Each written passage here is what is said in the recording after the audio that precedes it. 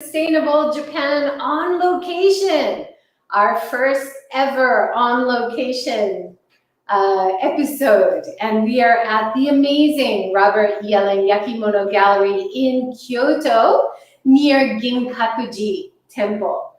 So Robert's going to join me in a minute. We have my portable studio set up here. There we go. Wow. You ready, Robert? What's going on? Come and have a seat. What's going on? So this is the first ever Seek Sustainable Live Are we live? on location. Yeah, we are live. Wow, how about that? And as I came in this Actually, morning, you can watch on Facebook, I think. yeah, join us. Yeah.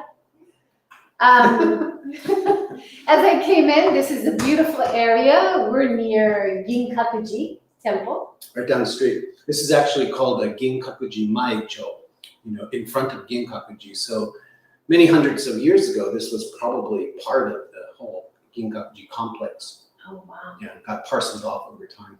Yeah, awesome. And you were saying before you took this gallery over, it was a kimono shop? Yeah, the family is a kimono fabric family. They lived here for a while. Their manufacturing house is still in Old Machi downtown. And this was kind of an exclusive area back then. It was like a besso, second home. And the family lived here, and then everyone kind of went their separate ways. And after our landlord's mother passed away, he renovated this space, which was her living room, into a shop to show kimono works.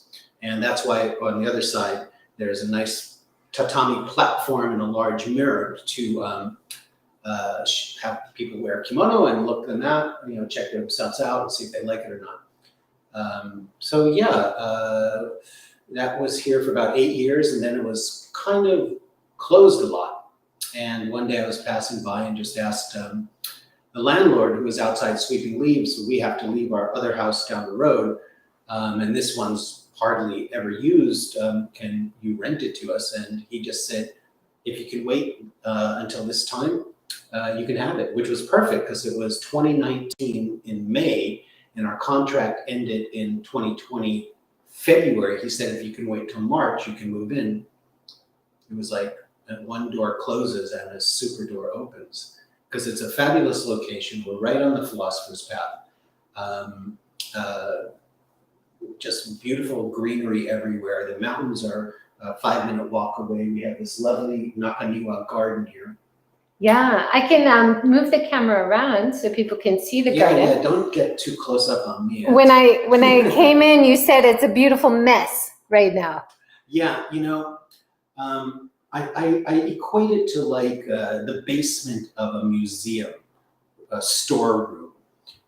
Because with COVID, there are basically, as everyone knows, nobody coming here directly.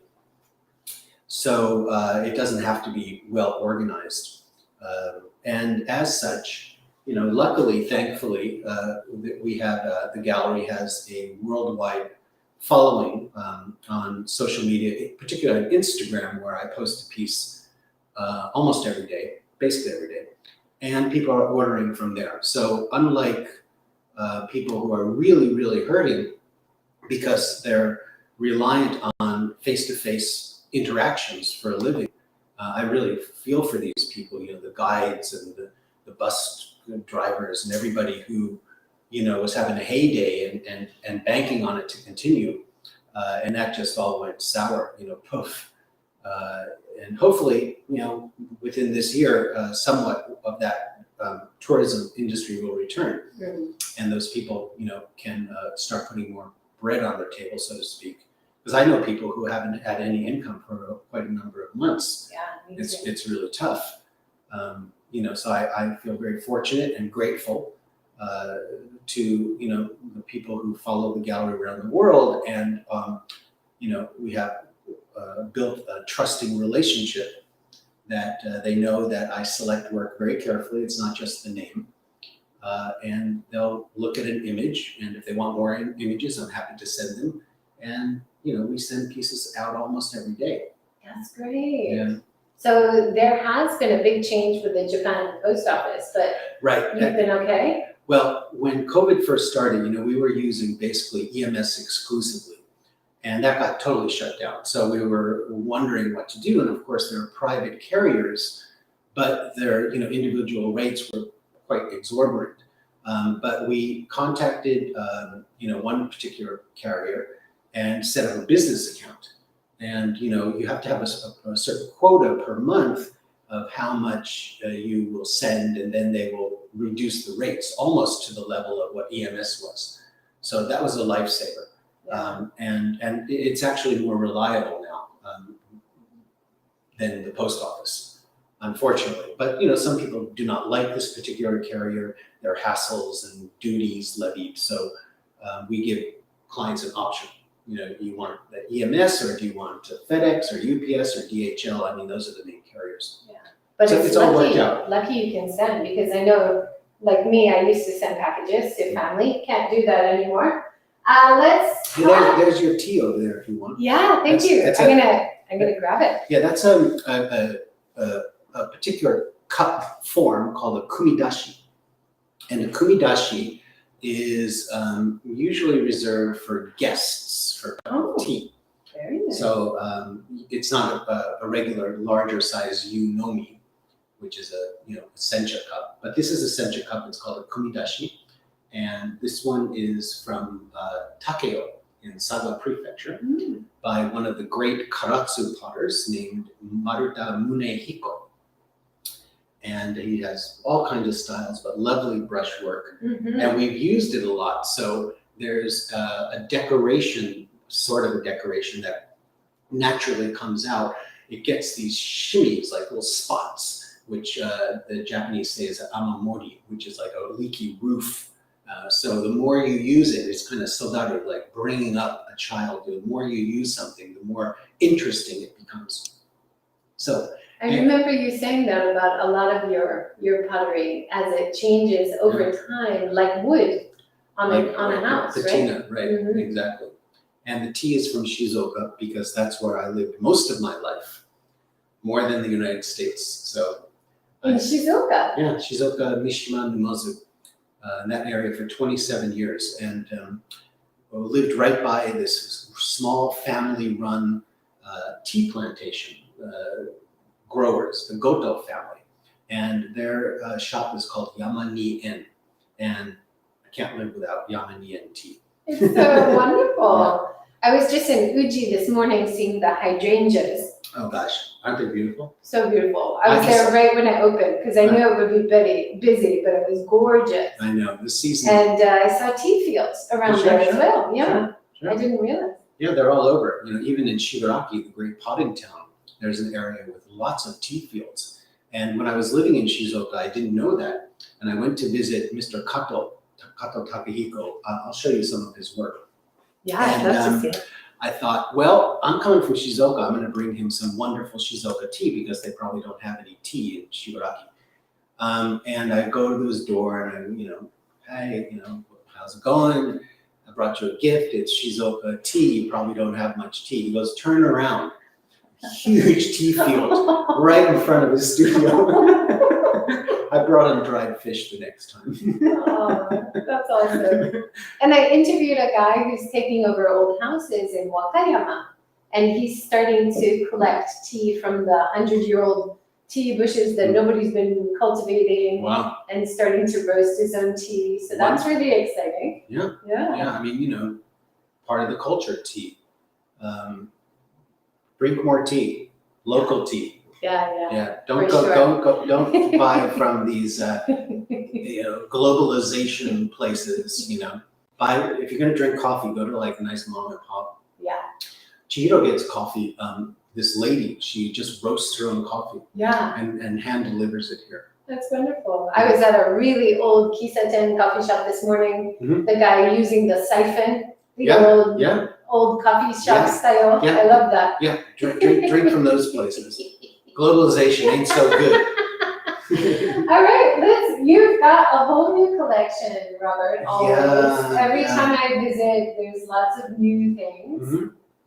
Yeah, well, it's like this continuous treasure hunt every day.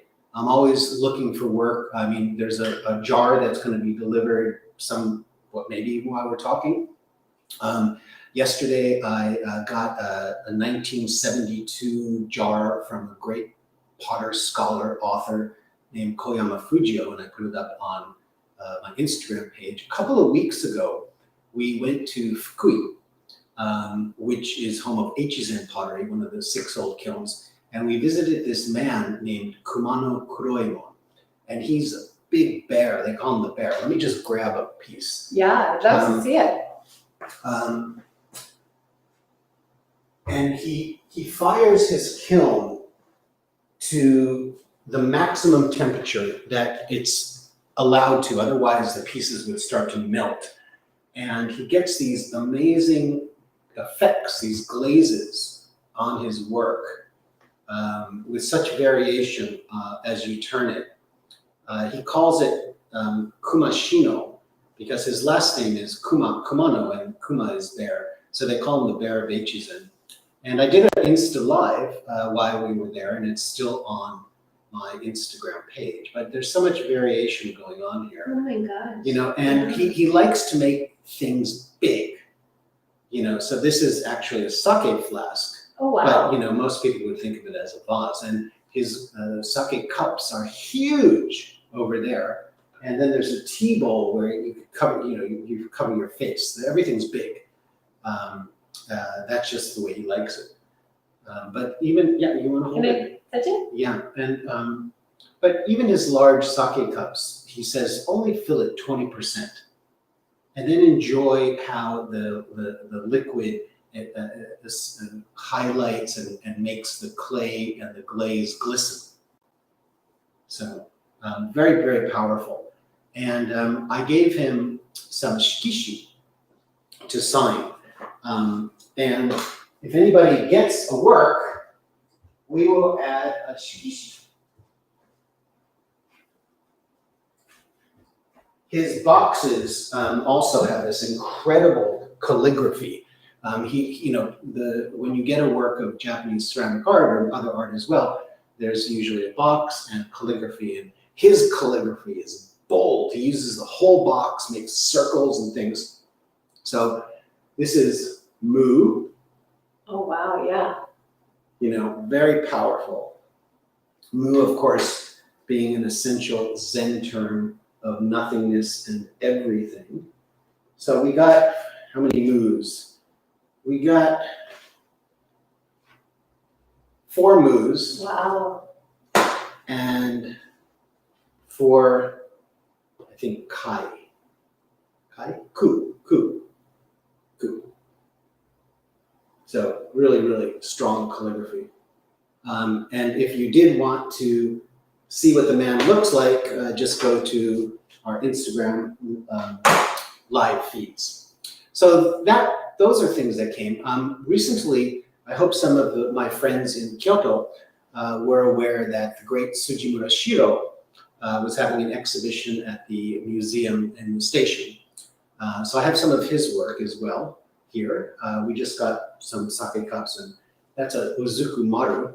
I'll grab that. Ooh, that looks interesting. So recently, there was an NHK World special on Steve Jobs.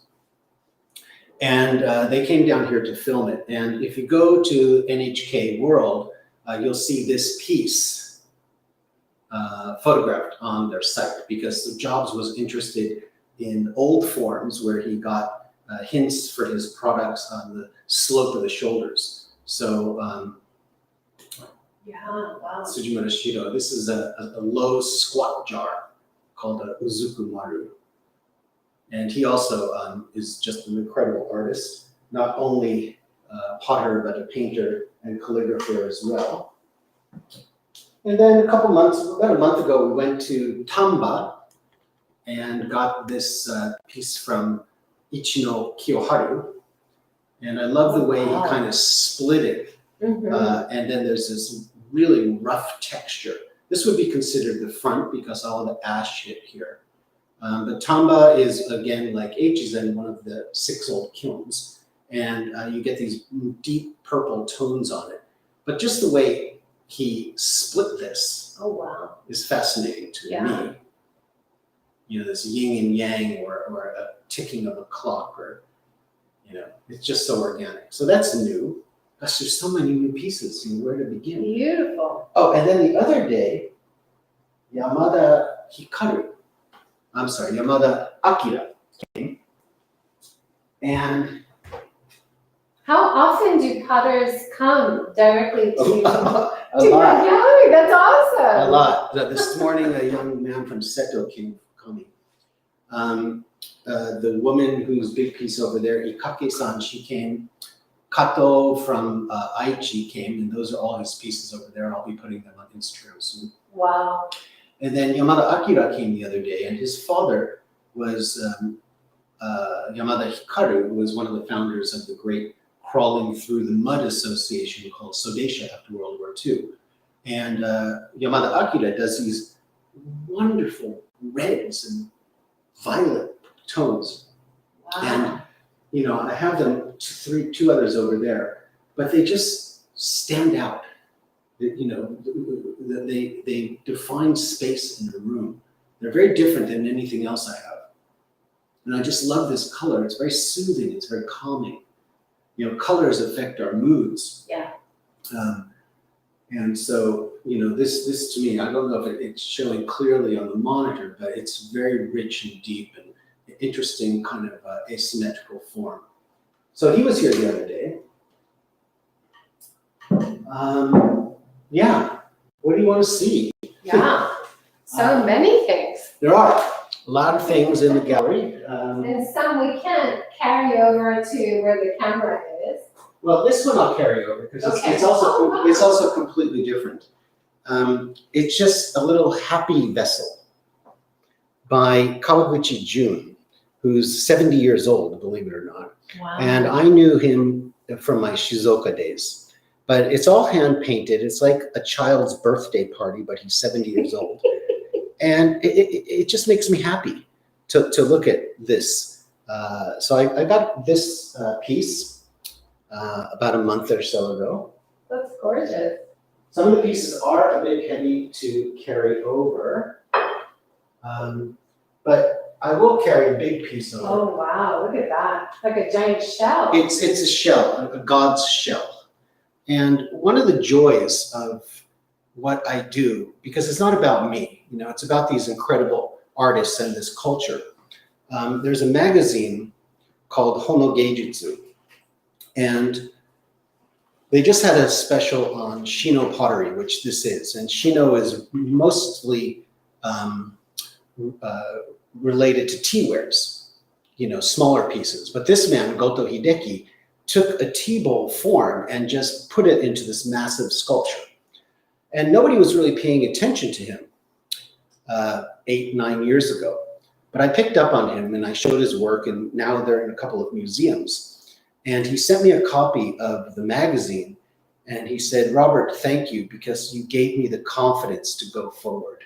Wow. You know, I mean, that's just, I couldn't ask for anything more of an association with an artist. That's amazing. That, you know, there was an influence that allowed him to share his work, his vision with people around the world, and that gave him confidence. So That's wonderful. yeah, isn't that nice? I mean, I was just in the Tale of Genji Museum, uh-huh. and they have these like shells that they spent their time painting. Right. It kind of reminds me of that. Well, you can take this home and paint it. So I would never. why? Do it. I think you want to paint that. It's already beautiful. I know, Beautifully painted.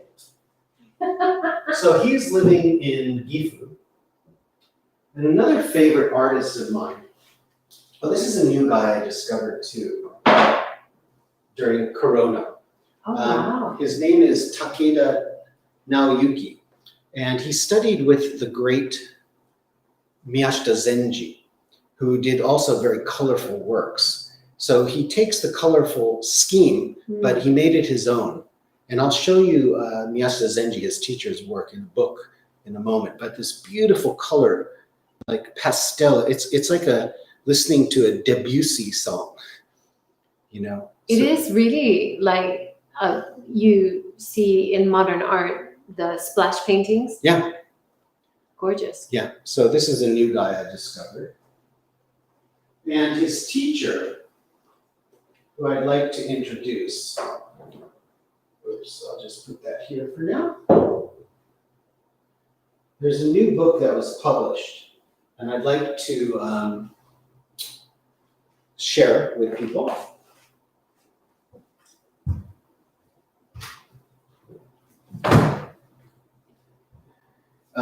It's hot off the press, just released on June 14th. It's called Listening to Clay, Conversations with Contemporary Japanese Ceramic Artists. And it's the people on the back here. The majority of them are from Kyoto, actually. And they're from the top going down according to age. So the person at the top here, Hayashi Yasuo, he's 93 this year, 94. And the person below, Takahiro, he's 63. So these are artists that the authors had intimate relationships with. A couple called Alice and Halsey North. And they came to Japan many times in the 80s and 90s and had these conversations with these artists. And now they transcribe them with the help of Louise Court, who is a professor emeritus, not a professor, but she was a curator at the Smithsonian for a long time. And, you know, an incredible author and scholar.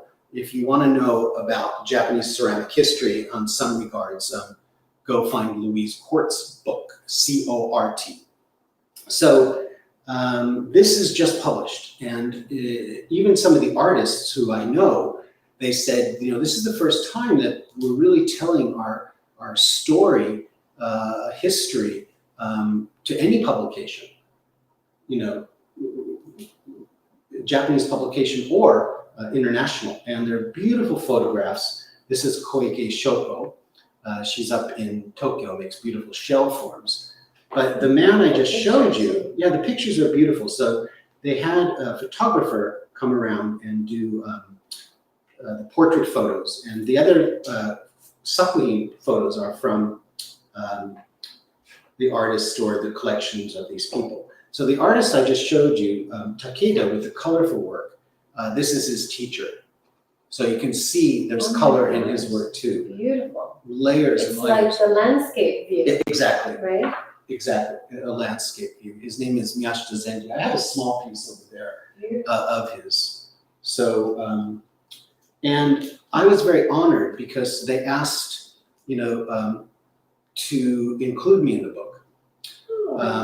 Because there were some people who were sharing their passion for Japanese ceramics before anybody else. And one of them who changed a lot of people's lives was Kikuchi-san. And in the 80s, she had an exhibition in New York, which influenced a lot of galleries there. And if people are up in Tokyo, I highly recommend to go to the Musei Tomo, her private museum, where you walk down this spiraling staircase banister. It's crystal glass. There's Shinoda Toko's calligraphy on the wall. A pioneer woman who shared her love of Japanese ceramics, and she opened a gallery in the Hotel Otani in Tokyo called Kandori. So in the 70s and 80s, that's the leading place where you went to see who's today. She passed away, but the museum is still there, Musei Tomo. And if you go to my e-yakimono.net page, I wrote an article about the opening of that gallery, of that museum. Then there's Saito-san. He's in heaven now too. He was in Hagi, which is kind of hard to get to in Yamaguchi, but he started a gallery called Saito-an. It's still in existence. And he would have workshops and people coming from all over the world and gathering people like a salon of sorts. So he was very important to the Norths because they showed him around. And then there's Koyanagi-san. She was a pioneer in Tokyo, comes from a generational family, selling mostly tableware.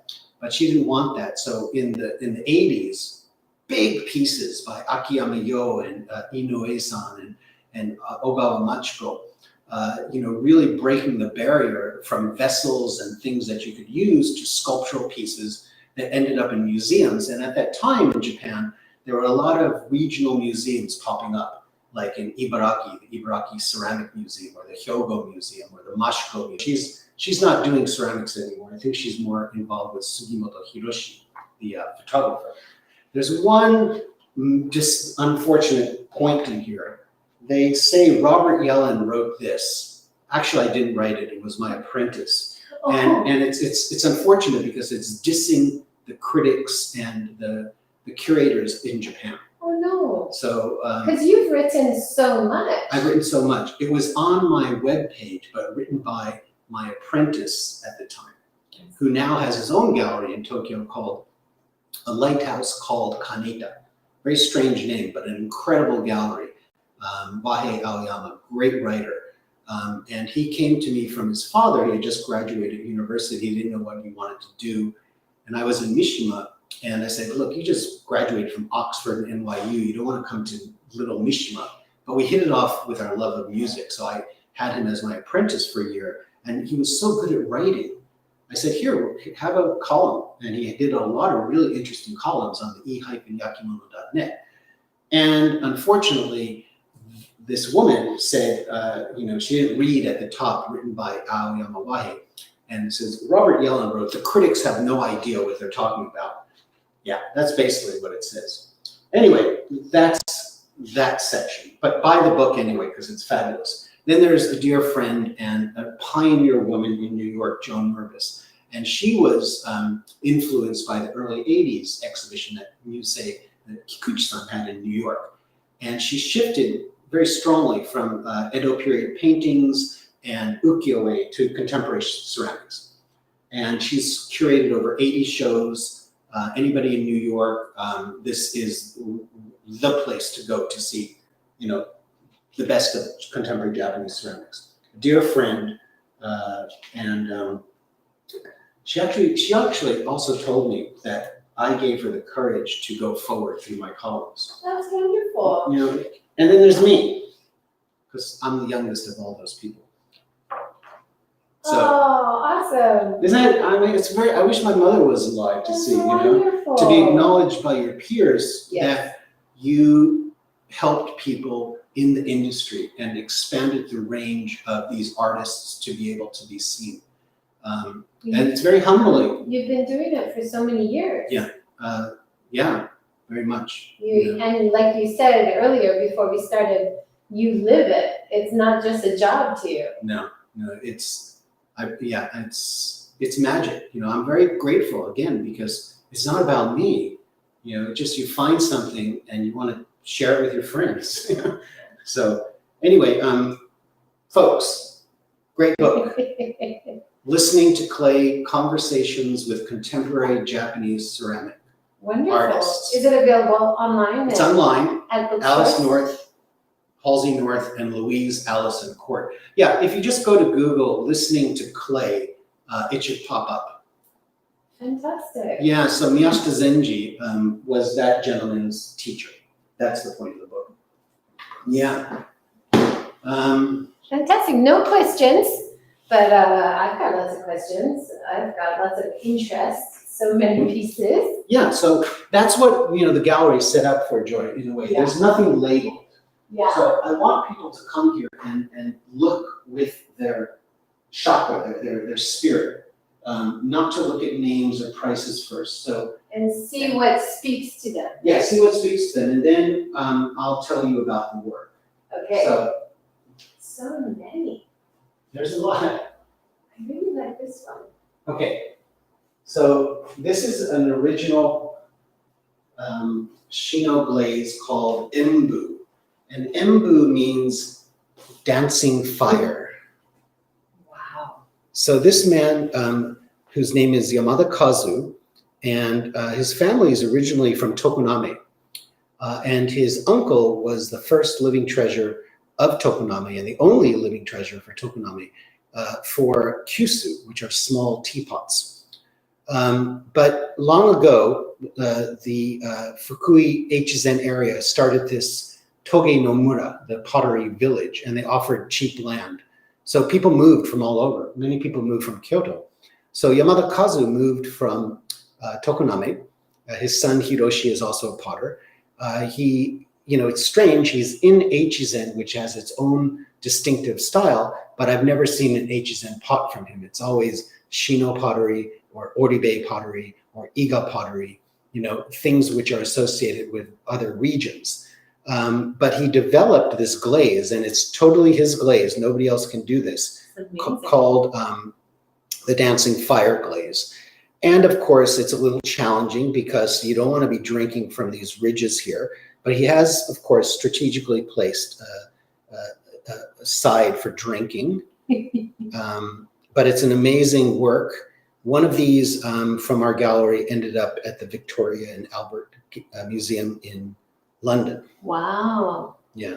It looks almost animalistic. Very much so. Right? Yeah, shamanistic, some type of ritual vessel. We're going to have a sacrifice. No.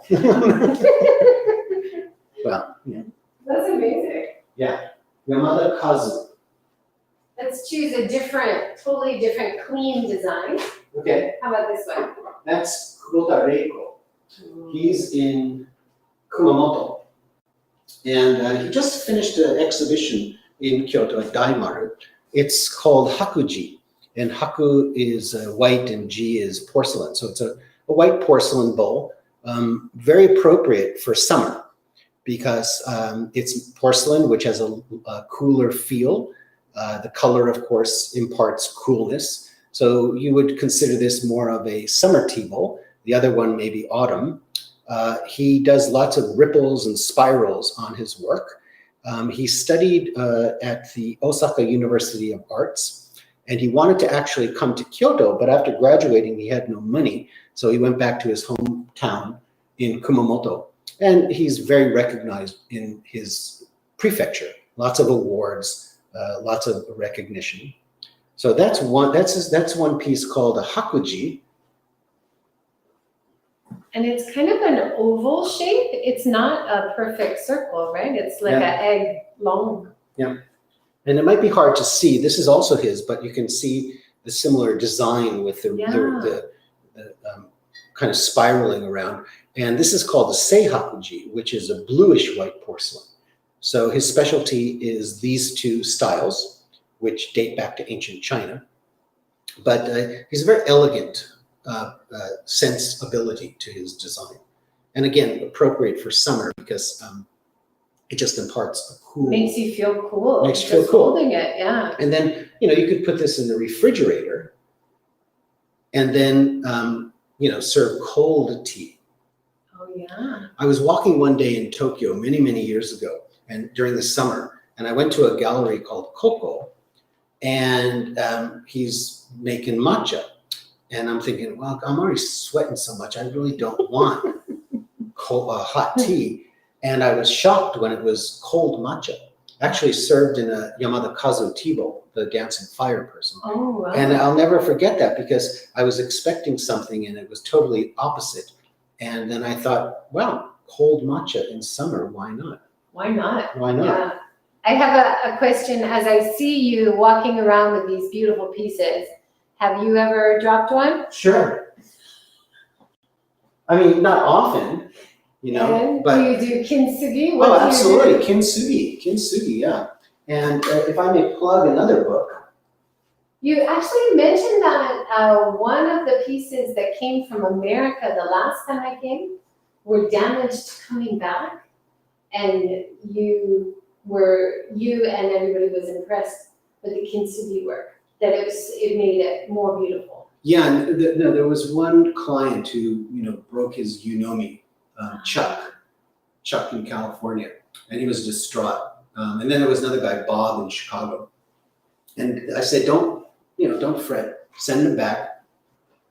Had our kintsugi expert do their work, sent the piece back.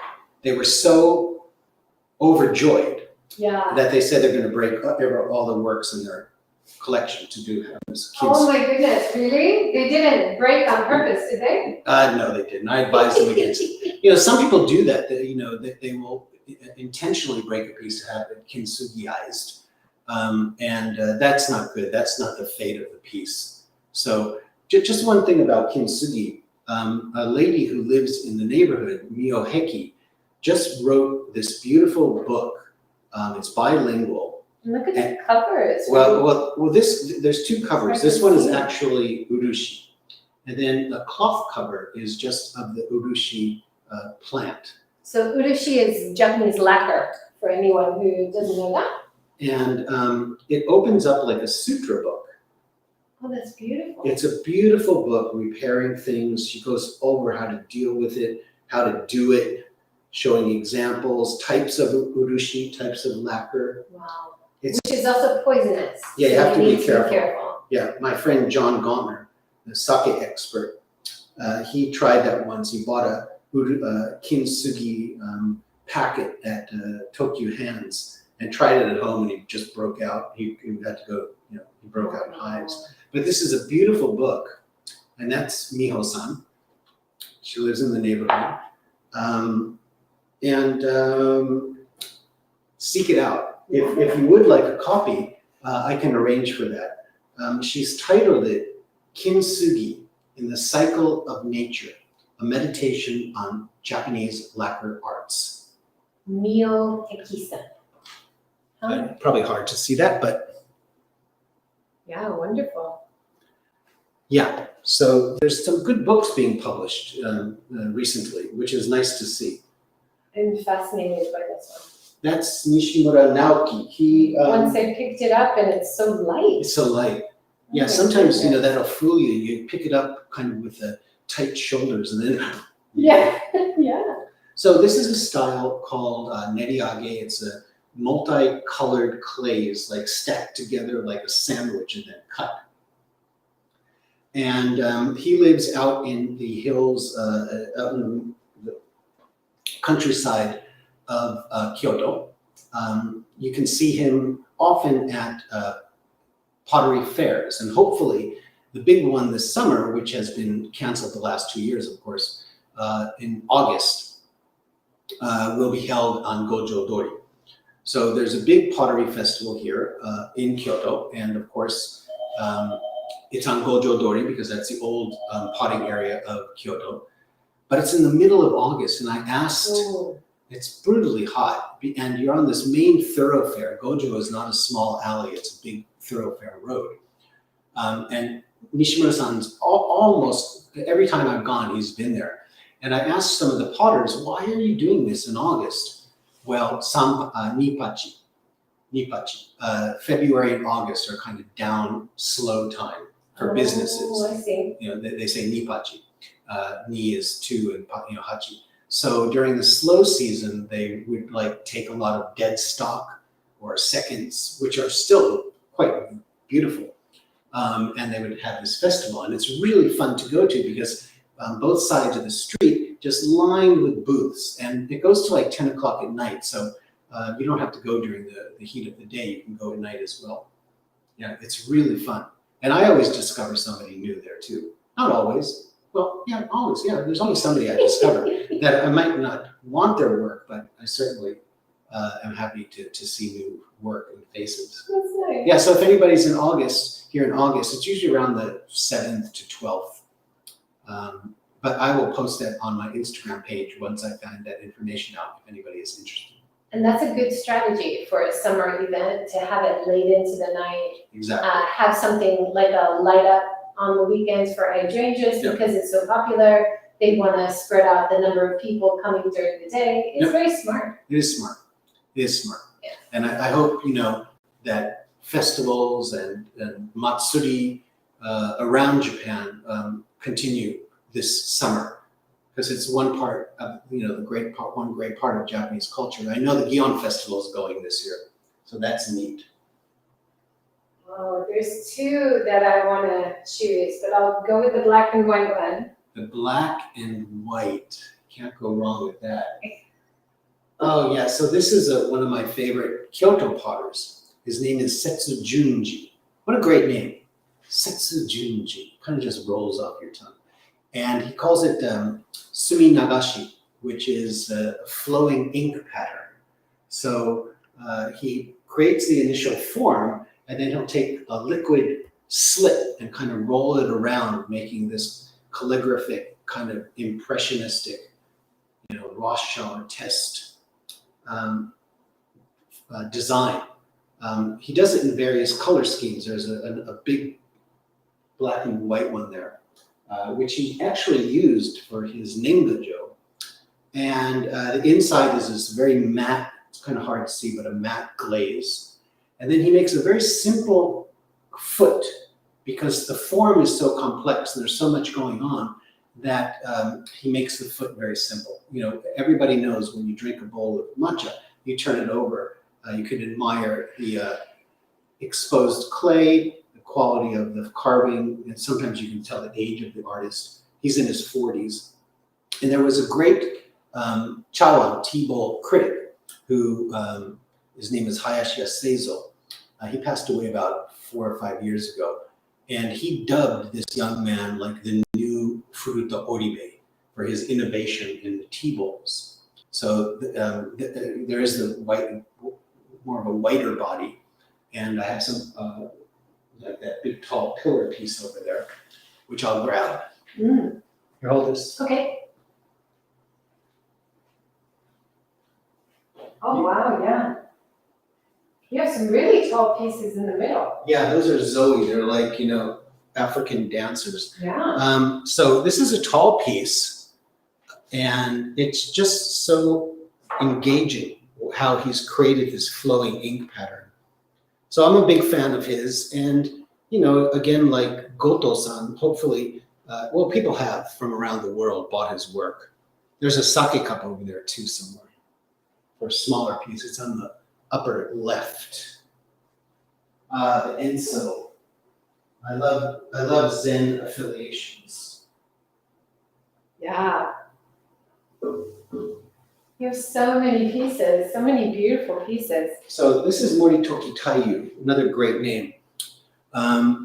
He was one of the first artists I met when I was living in Numazu.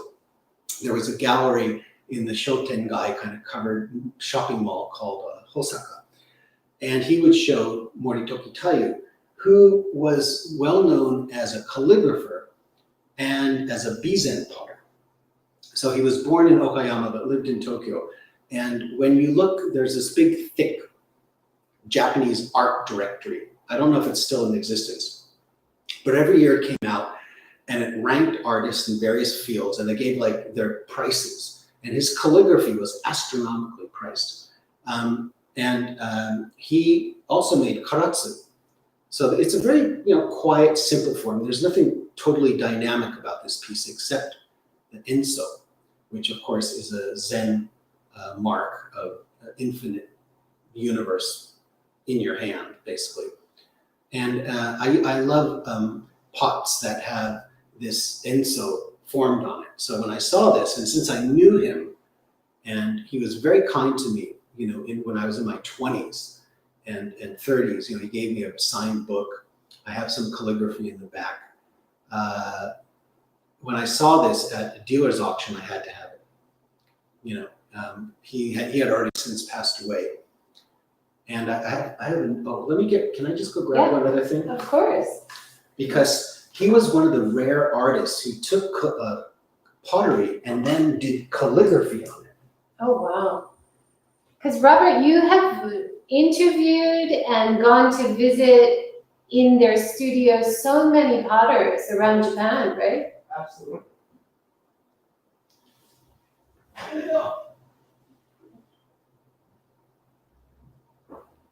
This is so wonderful to be in Robert's studio. Oh my gosh, that looks heavy. It is. I lifted it with one hand. I hope I can play tennis tomorrow. I saw in Felicity's short movie about you that you're tennis. Yeah, that keeps me going. So like I said, he was born in the Okayama area, which is known for bizen pottery. And he worked with the Isazaki family, who are very kind to me as well. And so he made this massive platter and incised calligraphy all around it. This was exhibited at some exhibition because it's in the catalog I have. But I can't read what's on the plate, so I contacted his daughter in Tokyo, and she said she probably couldn't read it either, so I'm going to take it to a professional calligrapher. But it's kind of hard to see, but all around the edge here, there's calligraphy, probably some ancient Chinese poem. And it's a big piece. Oof. Wow. So it's the calligraphy is carved in, Exactly. not painted. No, it's carved. I see it. It's carved. I see it now. And carved all around the edge too. Yep. Okay. I've never seen anything like this, particularly this size. Smaller pieces, something called a hohin, which is a sencha pot. Sometimes you'll see Hanya Shingyo, the Heart Sutra, incised on those, but nothing like this. Moritoku Taiyu. You picked a favorite. Yeah, good. I'm glad. How about this box thing? Oh, so okay. Good point out. So remember the book I just showed you, Listening to Clay? Yes. This is the 93-year-old man named Hayashi Yasuo. And it's an optical illusion because on this flat surface, he's created in a dimension that appears to be going back on the space. He is one of the most important ceramic artists of Japanese history, but he has not been acknowledged so compared to the founders of Sodeisha, 3 other Kyoto potters named Yagi Kazuo, Suzuki Osamu, and Yamada Hikaru, who founded this important group. But this man was actually the first person before them to make non-functional work. So in the book I just showed you, he's the first person, Hayashi Yasuo. And I actually visited him the other day. He's 90-something years old. Let's see, he was born in 1928. So y'all can do the math. I took a colleague of sorts of mine to visit him because she's doing her dissertation on his work. And he drove her back here in his BMW 90-something. She was a little frightened on these roads. And you can see work of his, Hayashi Yasuo. When was this made? Can you see that?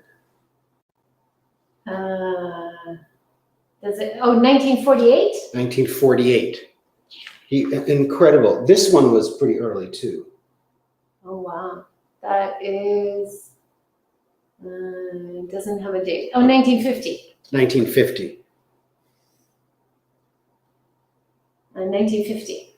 So that work that Joy's holding is by one of the most important, and his achievements are being re-evaluated now about his importance. Overseas, he's very well known.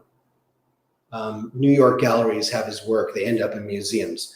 But in Japan, the critics, particularly one critic whose last name starts with an I, didn't write about him. He was the guy back in the day and just kind of ignored him. And everybody was focused on Sodeisha. But isn't that magical? Beautiful. And how, just an ornament, you would use it as an ornament. Exactly. There's beautiful like painting on the side of it. It's really incredible. 1928, and he's still working. You know, Wow. Hayashi Yasuo. If you Google that, you'll come up with some amazing images. That's beautiful. Noel, thanks for commenting. Hard to stream with no one watching. I'm sure people will watch later. And this was just the magic time for me and Robert to get together and do this. So we're really happy that you could join us live. Raining in Onomichi. Yeah, raining here in Kyoto as well. Thanks for joining. Yeah. So we have about 10 more minutes. What do you think? A few more pieces? Well, something completely Completely wild. different. would not have expected to see that here. I know. Samori Aiko. It just reminds me of where the wild things are. If Maurice Sendak was a potter, this is maybe what he would be making. And I'm a big fan of hers. Her name is Samori Aiko. And she makes these whimsical figures. This one is called Mayonnaise no Hime-sama. Oh, that's awesome. The mayonnaise princess. I love it. It's right. It's just that, you know, there's serious pieces, serious T-bowls, but, you know, there's also fun work being made that just makes you smile. And I think this is the mayonnaise in the front with gold coming out. I think it's important to have something that makes you smile in your genkan. So when you leave in the morning and you come home at night, there's always something there, no matter what happened in between, that's going to make you smile. So, yeah, she's one of those very creative contemporary Japanese ceramic artists. Wow. And another one of that type of fantasy from Kyoto is Ueba Kasumi. And these are based on mythical critters like Kirin or Chimera. And it looks like a warlock or something with this magic hat, which is actually a sake flask. Oh, what? And she comes from a family of kimono designers, so lots of design on the work. Crazy. Is that crazy? You can see the kimono design motifs, right? In the back.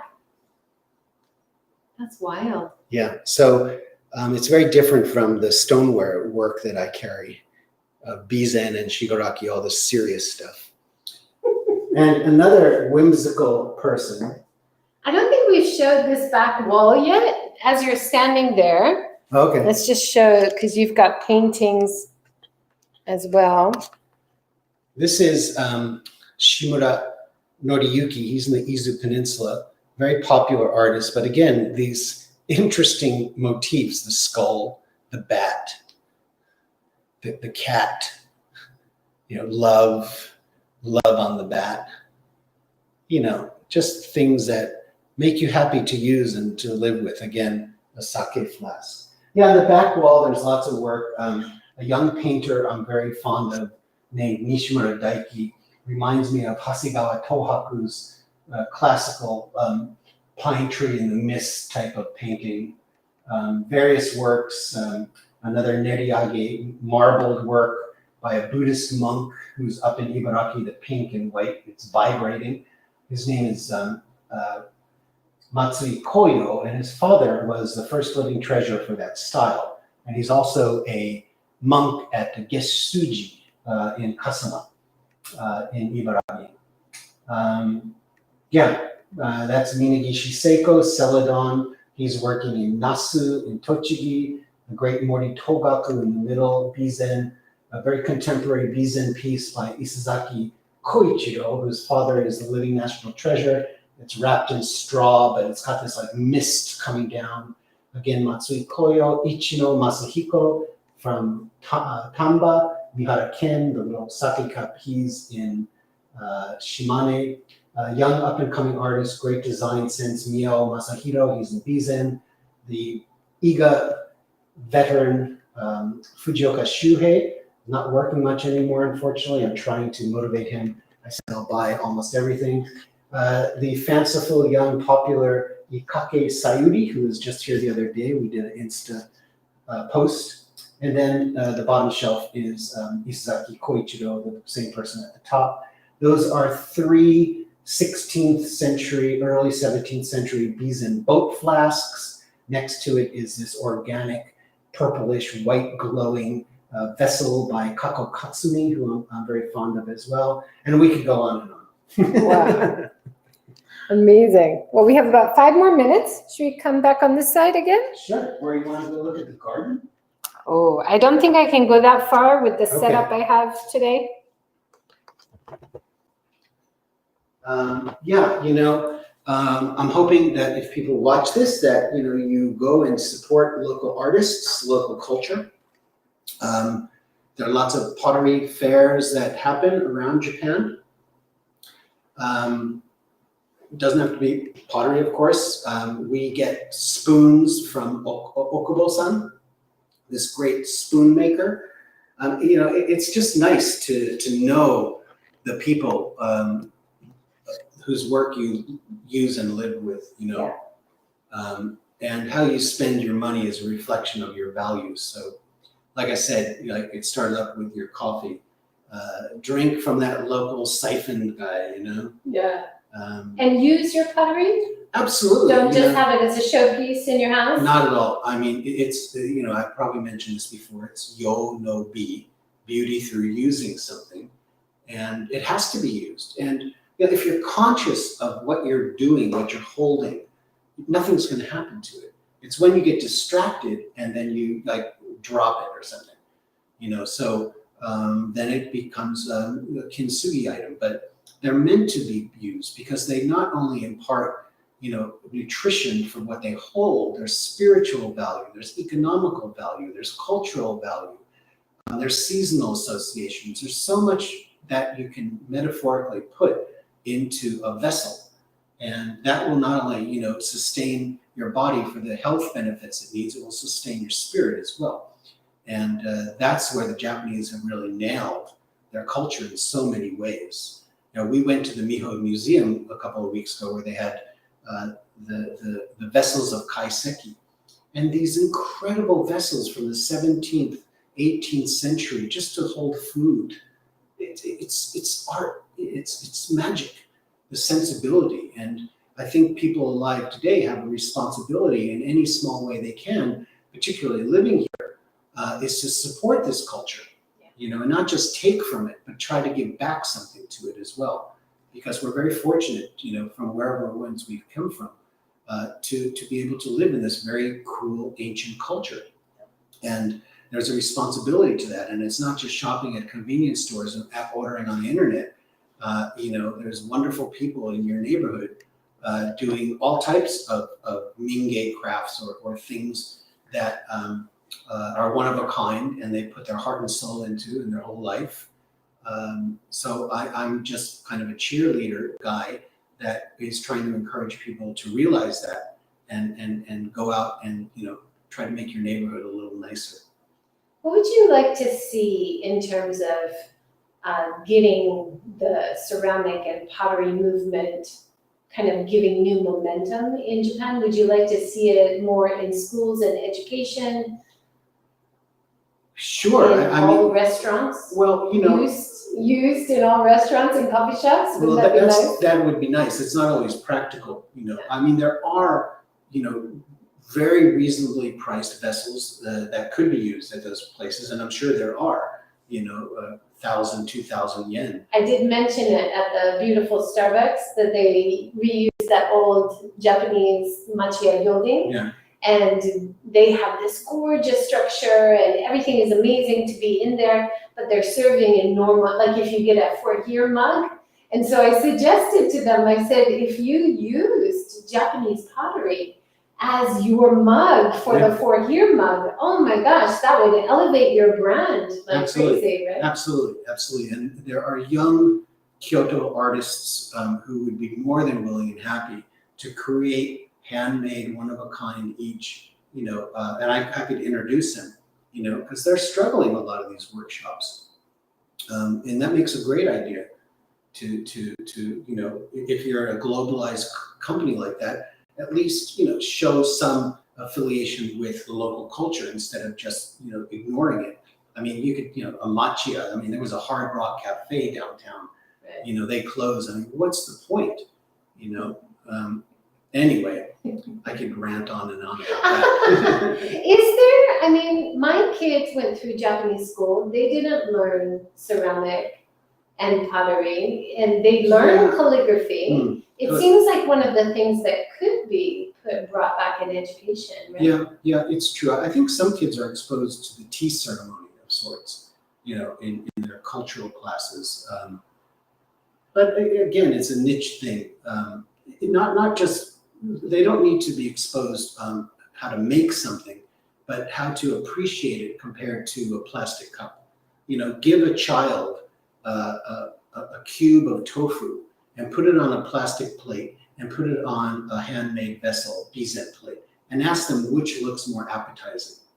You know, just little things like that to open their eyes, open their heart, you know, make them aware of things. And that goes for anybody. You know, just put a piece of tofu on a plastic piece, whatever, and a handmade vessel made by somebody by hand. I mean, the difference is clear as can be. So that's the exposure I think they need to be.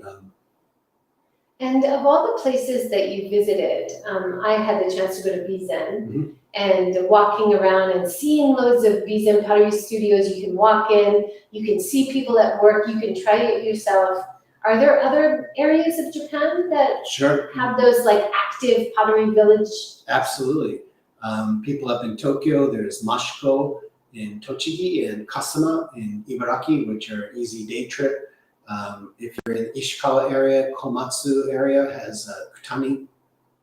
In Saga, you know, the great porcelain town of Arita has like a 5-kilometer road just lined with shops. Shigaraki as well. But you should make an itinerary or ask somebody who knows, because if you don't know, you can spend a lot of time going in and out of, unfortunately, bad souvenir shops.